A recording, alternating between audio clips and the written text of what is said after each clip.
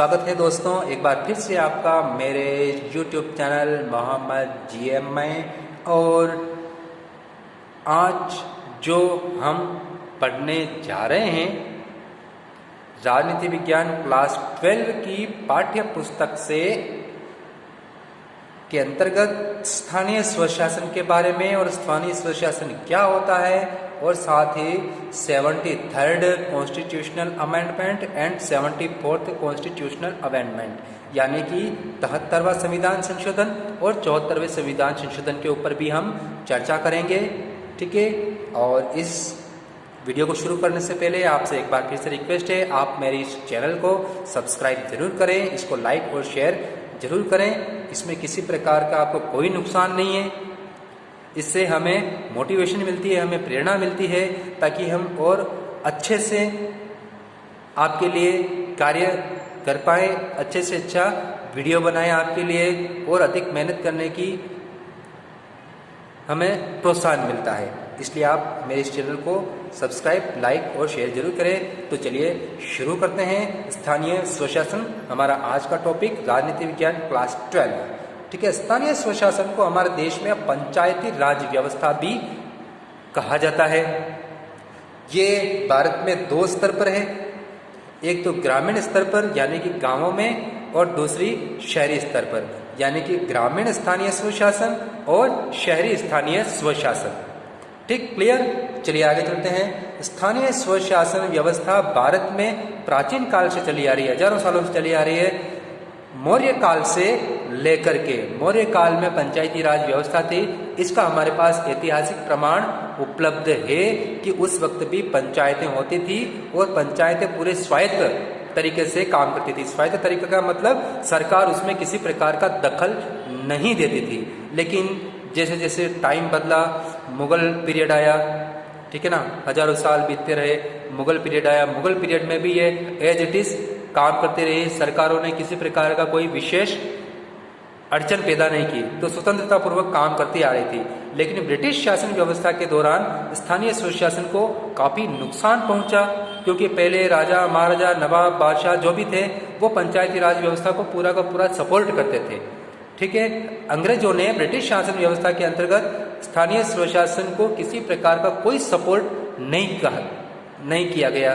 तो इसलिए वो क्या है, धीरे धीरे वो संस्थाएं नष्ट हो गई, ठीक है ना, या वो सिर्फ नाम की रह गई।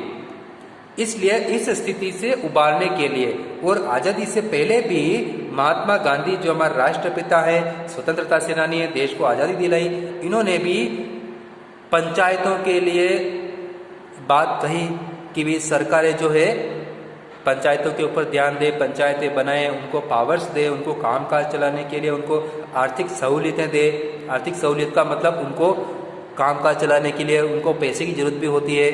गांव में कुछ भी काम करवाना है, शहरों में कुछ भी काम करवाने हैं, पैसों की जरूरत होती है।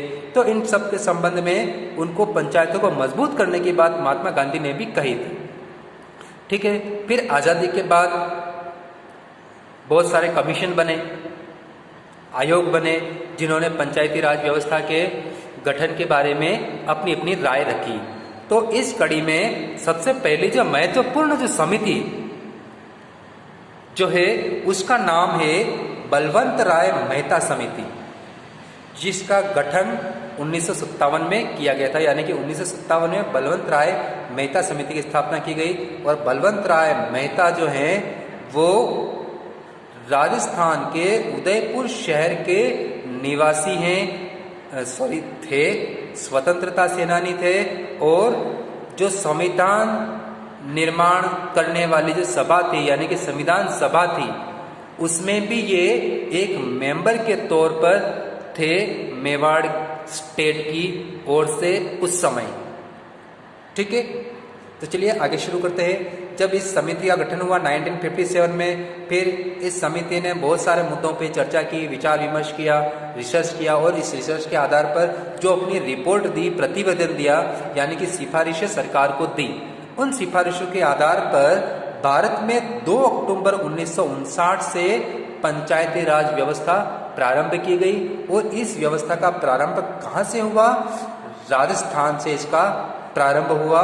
और ये जो व्यवस्था थी राजस्थान में त्रिस्तरीय व्यवस्था अपनाई गई। त्रिस्तरीय व्यवस्था का मतलब ग्रामीण स्तर पर यानी कि सबसे नीचे वाले स्तर पर ग्राम पंचायत होगी, फिर मिडिल लेवल पर मध्यवर्ती स्तर पर पंचायत समिति और सबसे ऊपर हाई लेवल पर होगी जिला परिषद।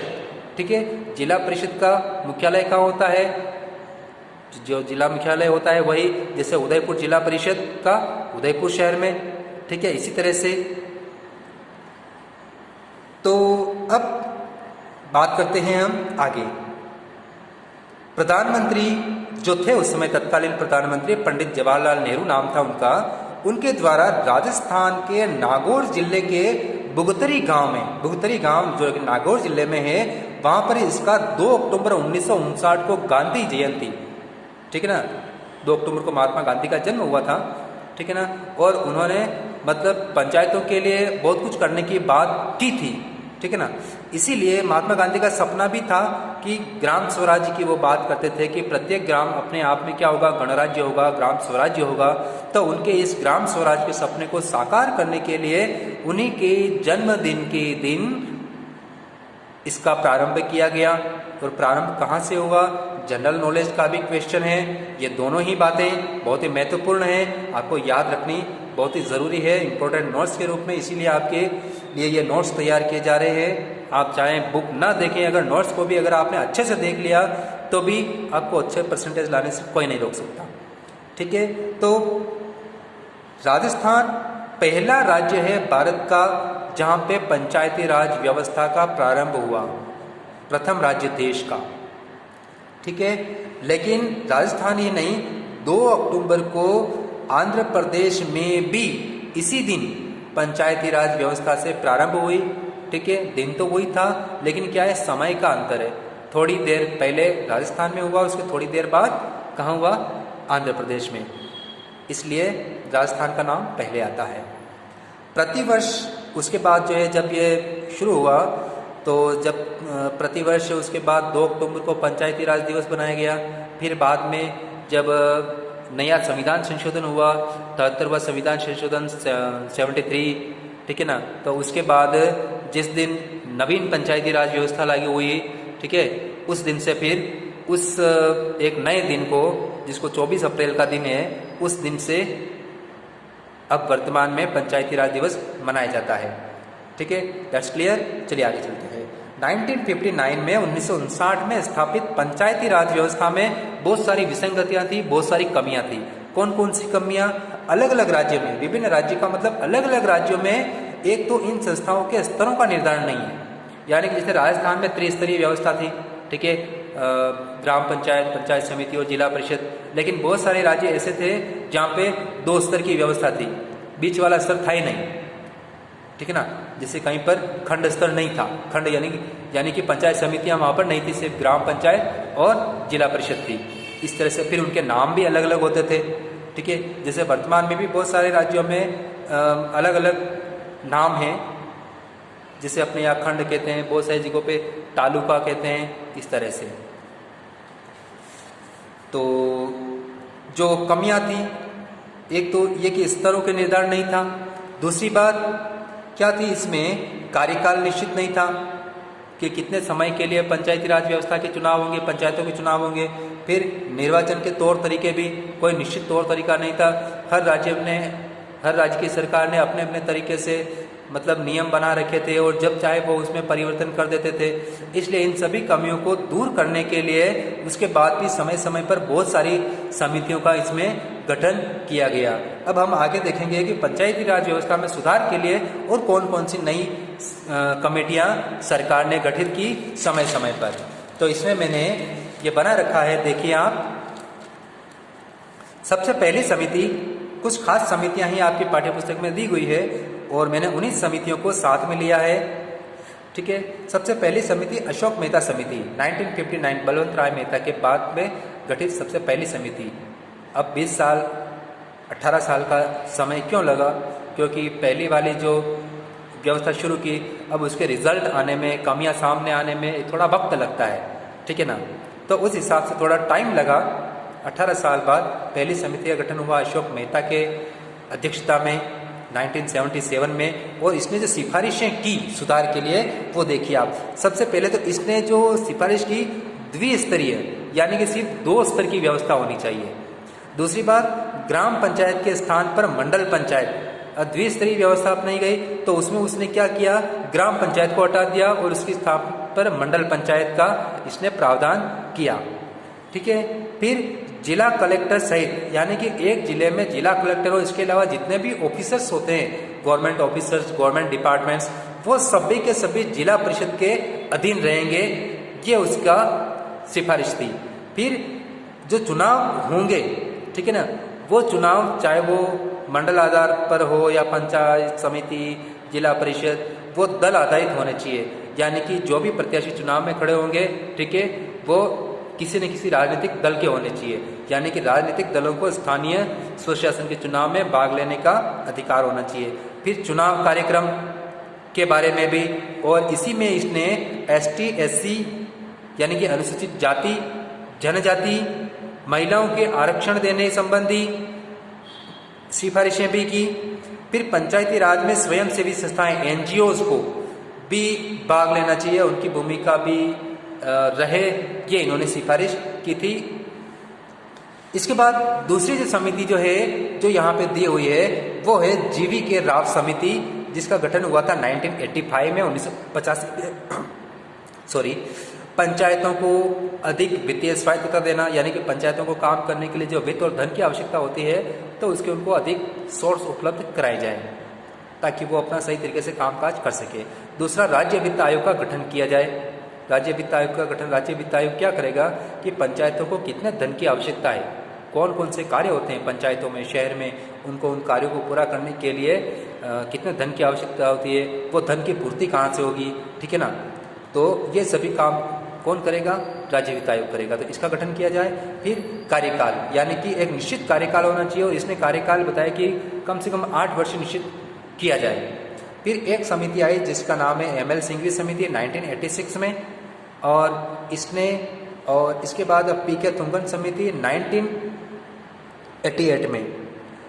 इन दोनों ही समितियों ने, जो आपकी पाठ्य पुस्तक में दे रखा है, ज़्यादा डिटेल में नहीं जाएंगे, इन्होंने एक ही बात कही है दोनों ही समितियों ने कि पंचायती राज जो संस्थाएं हैं इनको संवैधानिक दर्जा दिया जाए, यानी कि संविधान में संशोधन किया जाए, और पंचायतों के बारे में जितने भी प्रावधान या सुझाव दिए गए हैं उनको संविधान के अंतर्गत शामिल किया जाए, ताकि कोई भी सरकार उन प्रावधानों का उल्लंघन न करे, और जो उसमें गाइडलाइन दी जाए उन गाइडलाइन को वर्ड टू वर्ड सरकारें फॉलो करें। इसके लिए जरूरी है कि इनको संविधान में दर्ज किया जाए। ठीक है, चलिए अब आते हैं हम, यहाँ तक तो क्लियर। चलिए अब शुरू करते हैं, आगे बढ़ते हैं हम। 73वां संविधान संशोधन, 73rd कॉन्स्टिट्यूशनल अमेंडमेंट 1993। तो ये संविधान संशोधन संसद में जो पारित किया, इसको संसद ने 1992 में पारित किया।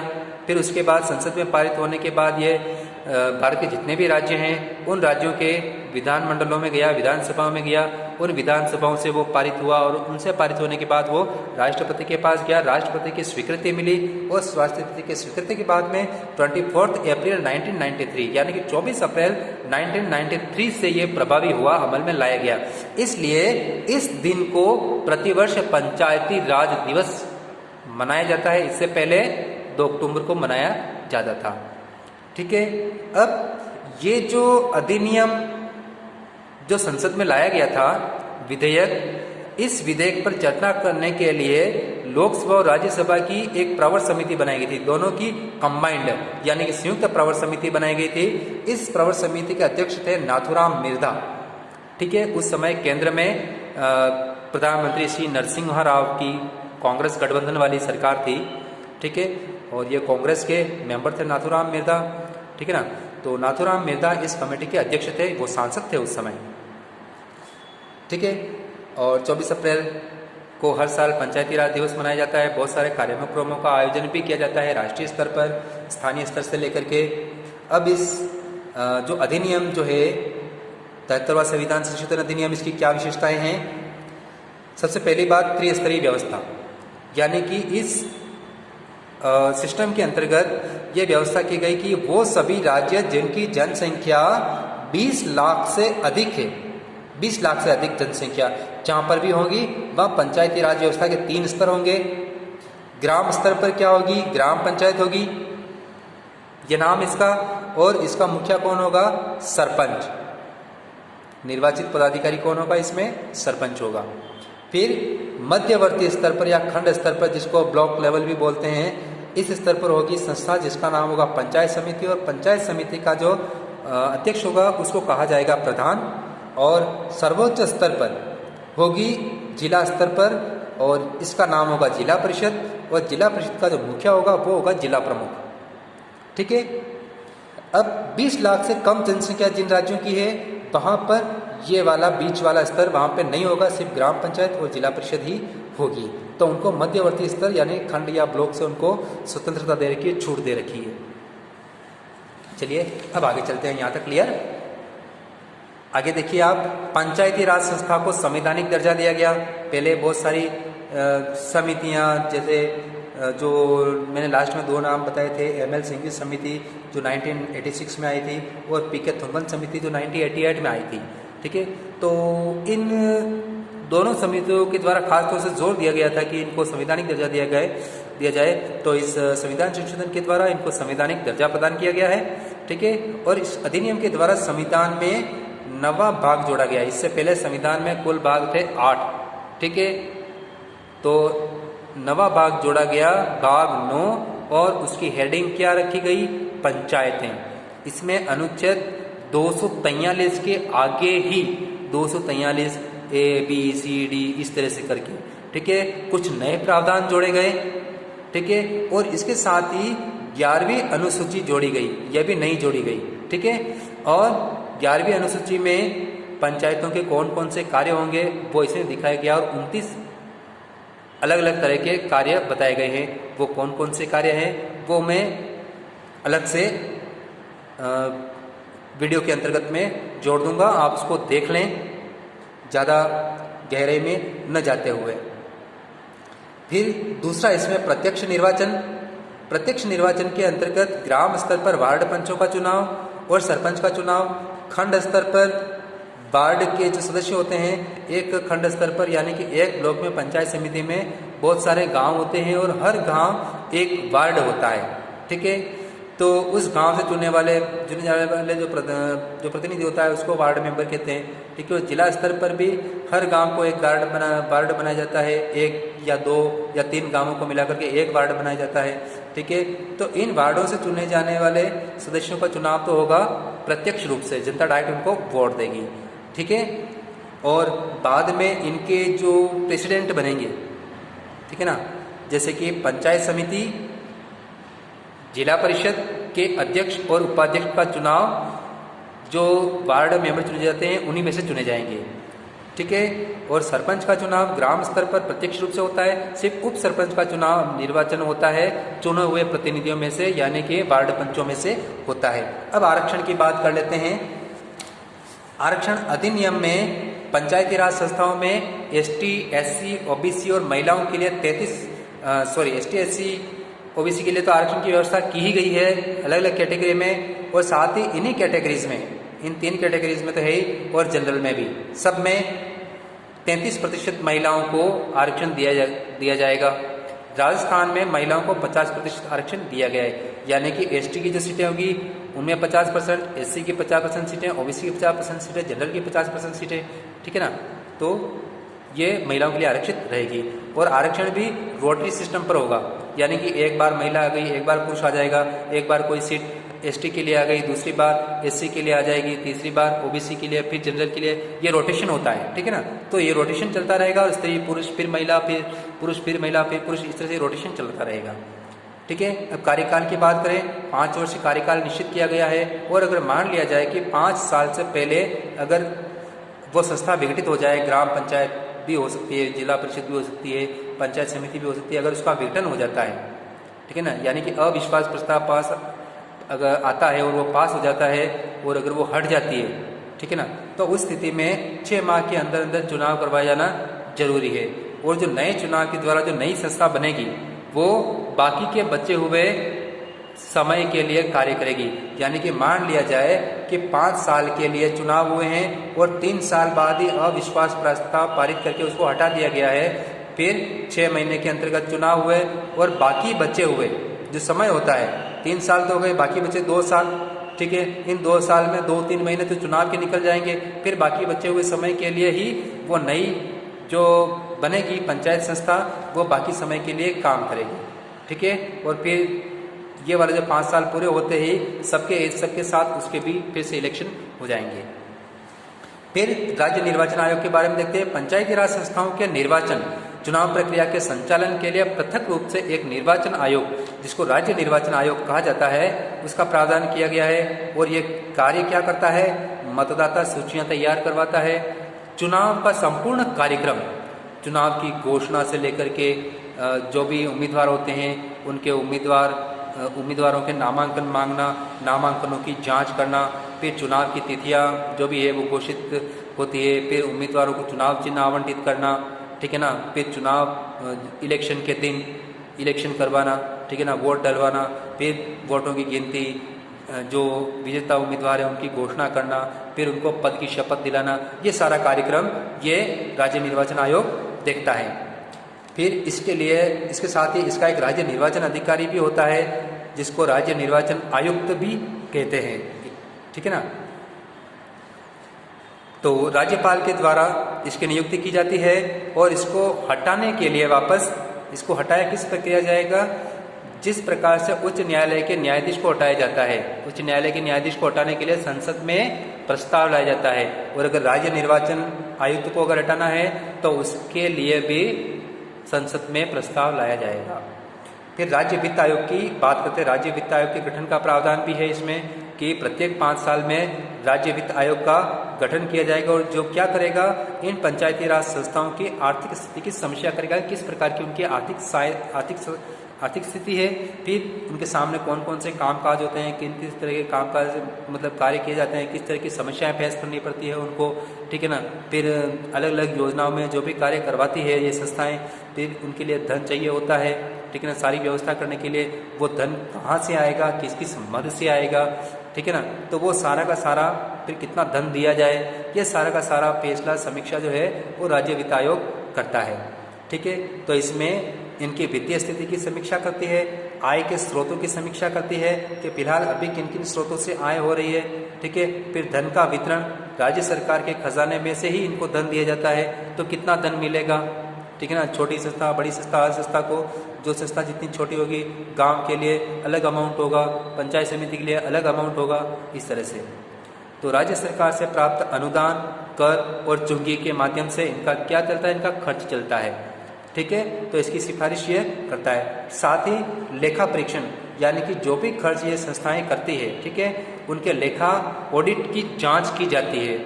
यानी कि जो पैसा खर्च किया जा रहा है वो क्या जिस काम में खर्च करने की बात की जा रही है उसी काम में खर्च किया है, भ्रष्टाचार तो नहीं हुआ है, घपला तो नहीं हुआ है, जितना करना चाहिए उतना ही किया है या उससे कम हुआ है या उससे ज़्यादा हुआ है, काम की गुणवत्ता कैसी है, जो काम करवाया वो, ये सारा काम देख रेख ऑडिट करना यही संस्था का काम होता है। फिर इसके कार्य और शक्तियों के बारे में देखते हैं। तो अधिनियम के द्वारा, यानी कि जो 73वां संविधान संशोधन है, इसके द्वारा संविधान में एक नवीन अनुसूची जोड़ी गई है, 11वीं अनुसूची, ठीक है। तो 11वीं अनुसूची में पंचायतों के लिए 29 कार्य बताए गए हैं जो कि आपने बुक में दे रखे हैं, ठीक है। ज़्यादा डिटेल में जाएंगे वीडियो लंबा हो जाएगा, इसलिए डिटेल में नहीं जाएंगे। वो मैं वीडियो के बीच में वो सारे जो कार्य हैं वो मैं बीच में ऐड कर दूंगा, ठीक है। अब आगे चलते हैं। अनुच्छेद 140 जो कि नीति निदेशक तत्वों के अंतर्गत आता है, और इस नीति निदेशक तत्वों में क्या कहा गया है कि राज्य ग्राम पंचायतों का गठन करेगा और उनको शक्तिशाली बनाने के लिए जो पावर्स उनको चाहिए वो पावर सरकार उनको देगी, राज्य उनको प्रदान करेगा। और इसी के लिए जो है इनको पावर्स दी गई है संविधान संशोधन के द्वारा, उनको वित्तीय अधिकार दिए गए हैं, ये सभी कार्य, ठीक है। तो इस तरह से ये अपना 73वां संविधान संशोधन समाप्त होता है जो ग्राम पंचायतों से संबंधित था। अब हम बात करेंगे 74वां संविधान संशोधन जो कि संबंधित है शहरी स्वशासन से, ठीक है, जिसको नगरीय स्वशासन भी कहते हैं। ठीक है, ये भी जो 73वां संविधान संशोधन था उसी के साथ ये भी पारित हुआ है। 1992 में संसद से पारित हुआ, सभी राज्यों से स्वीकृति मिली, फिर राष्ट्रपति की स्वीकृति के बाद 1 जून 1993 से ये जो अधिनियम है वो पूरे देश में लागू हो गया। और इस संशोधन के द्वारा संविधान में जो ये 74वां संविधान संशोधन किया गया, इसके द्वारा संविधान में भाग 9 किससे संबंधित है? पंचायतों से संबंधित है। उसके बाद भाग 9 क जोड़ करके, जिसका हेडिंग क्या है, नगर पालिकाएं नाम से नया भाग जोड़ा गया। नवीन अनुच्छेद 243 वाला जो अनुच्छेद है उसी में आगे 243A 243B जैसे पहले हुआ था पंचायतों में, उसी तरह से 243 के अंतर्गत ही आगे और उपधाराएं जोड़ करके, आगे नई नई धाराएं जोड़ करके ये प्रावधान किया गया। और साथ ही इसमें 12वीं अनुसूची जोड़ी गई है, नई अनुसूची। ठीक है, उसमें नगर पालिकाओं के लिए 18 तरह के कार्य बताए गए हैं और शक्तियां बताई गई है। ठीक है, अब इसके जो प्रमुख जो इसकी विशेषताएं हैं वो देख लेते हैं। सारा का सारा एज इट इज है जो कि ग्राम पंचायतों के अंतर्गत हमने देखा था। ठीक है, त्रिस्तरीय व्यवस्था यहाँ पर भी है, त्रिस्तरीय व्यवस्था पंचायतों में भी है। लेकिन अब यहाँ पर शहरों में 3 प्रकार का स्तर है, छोटे शहर, मझले स्तर, बड़े बड़े शहर। वो तो जो प्रारंभिक शहर हैं जिनकी जनसंख्या 10,000 से लेकर के 1 लाख के बीच में है, उन शहरों में नगर पालिका होगी। नगर पालिका को जो अध्यक्ष होगा उसको चेयरमैन कहा जाएगा, चेयरमैन और डिप्टी चेयरमैन होते हैं। फिर नगर परिषद। ठीक है, नगर परिषद कहाँ पर होती है? ऐसे नगर जिनकी जनसंख्या 1 लाख से 3 लाख के बीच में होती है। ठीक है, तो पूरे नगर को वार्डों में बांटा हुआ होता है। नगर पालिका में भी पूरी नगर पालिका जो क्षेत्र होता है उसको वार्डों में बांटा जाता है। हर वार्ड से एक पार्षद का चुनाव होता है। यहाँ पर भी पार्षद कहलाता है, यहाँ भी पार्षद कहलाता है और यहाँ पर भी पार्षद कहलाता है। ठीक है, और इसका अध्यक्ष जो होता है उसको अध्यक्ष कहते हैं या उसको सभापति भी कहा जाता है। ठीक है, और सर्वोच्च स्तर पर होता है इसमें नगर निगम। ऐसे नगर जिनकी जनसंख्या 3 लाख से अधिक है वह नगर निगम होंगे। वार्डों से चुने जाते हैं प्रतिनिधि, उनको पार्षद कहा जाता है। अध्यक्ष जो होता है इनका कौन होता है? महापौर और उप महापौर, मेयर और डिप्टी मेयर। ठीक है, इसकी शक्तियां और कार्य 12वीं अनुसूची में दी गई है। 18 प्रकार के कार्य बताए गए हैं। इसके अलावा जो इसकी विशेषताएं हैं वो लगभग सेम है। त्रिस्तरीय पंचायती राज व्यवस्था जो हमने जो ग्रामीण स्वशासन के अंतर्गत देखी थी, उसके अलावा क्या है, इसके बाद इसको नगर पालिकाओं को संवैधानिक दर्जा दिया गया है। प्रत्यक्ष निर्वाचन की व्यवस्था भी की गई है, जिसमें जितने भी वार्ड के जो पार्षद होते हैं उनका निर्वाचन प्रत्यक्ष रूप से होता है। फिर उसमें भी आरक्षण की व्यवस्था की गई है। ST SC OBC के लिए नगर पालिकाओं में भी आरक्षण किया गया है, महिलाओं के लिए भी आरक्षण किया गया है। वही रोटेशन, जिसको चक्रानुक्रम भी कहा जाता है हिंदी में। रोटेशन के आधार पर एक बार ये जाति, एक बार वो जाति, एक बार वो जाति, एक बार महिला, एक बार पुरुष, फिर महिला, पुरुष, इस तरह से कार्यकाल बिल्कुल सेम पंचायतों की तरह। नगर पालिकाओं का कार्यकाल भी 5 साल रहेगा। समय फिर पूरा होने से पहले अगर भंग होती है तो 6 महीने के अंदर चुनाव, और बाकी के जो समय बचता है, साल बचो, 1.5 साल बचो, उस दौरान तक ही वो कार्य करेगी। ठीक है, फिर इसके लिए भी राज्य निर्वाचन आयोग का प्रावधान है। राज्य वित्त आयोग का गठन भी इसके लिए किया जाता है। बाकी सारी बातें वो की हुई है। जैसे कि जो स्थानीय संस्थाएं होती है, पंचायत संस्थाओं के वित्तीय स्रोतों की समीक्षा के लिए, तो वहाँ पर नगर पालिकाओं के स्रोतों की समीक्षा के लिए सिर्फ थोड़ा से शब्दों का हेरफेर ही आएगा। लेखा परीक्षण यहाँ भी हो रहा है पंचायतों में, लेखा परीक्षण नगर पालिकाओं में भी होगा। सब कुछ सेम है। ठीक है, फिर अब आगे जो देखिए, राजस्थान में ग्राम पंचायतें भी है, नगर पालिकाएं भी है, पंचायत समिति, जिला परिषद, नगर निगम, नगर परिषद सब है। लेकिन इसके अलावा भी कुछ स्थान ऐसे हैं जहां पर छावनी बोर्ड है। छावनी बोर्ड राजस्थान में सिर्फ एक शहर नसीराबाद में है।